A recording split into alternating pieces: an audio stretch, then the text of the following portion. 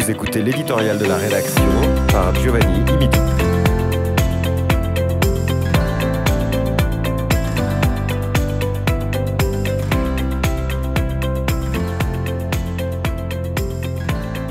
Il était un petit festival. Comme à son habitude, le festival Folk on the Rocks dévoile une cinquantaine d'artistes pour sa programmation. À 2 mois du festival, l'intégralité de la programmation est connue, ou presque.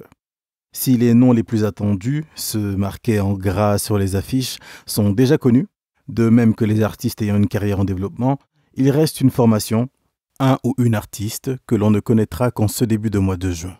Le Main Stage Showdown, la soirée où 9 artistes de Yellowknife seront en compétition pour gagner, en plus d'une certaine somme, l'occasion de se produire sur la scène principale de Folk on the Rocks, se déroulera le 1er juin.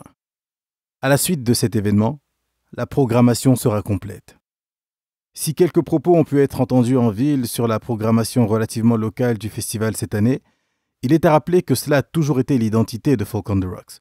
Le but n'étant pas de ramener dans la capitale ténoise les plus gros noms du Canada et d'outre-mer, mandat rempli par d'autres événements de ce genre dans les plus grandes villes du sud du Canada, mais bien de proposer une programmation équilibrée, un mélange d'artistes d'ici et d'ailleurs.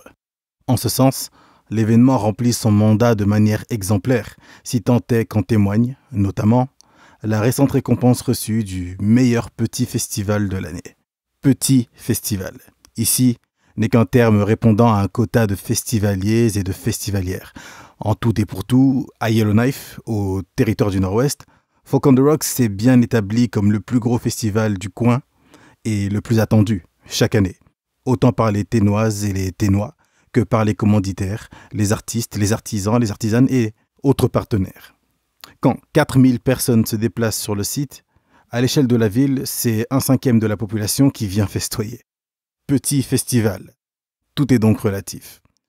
Pour revenir aux propos, que l'on évitera soigneusement d'appeler des critiques, réussir un aussi gros événement, avec pas loin de la moitié de la programmation remplie d'artistes locaux et régionaux, est non seulement un tour de force, mais également une confiance ainsi qu'un investissement dans l'industrie culturelle ténoise.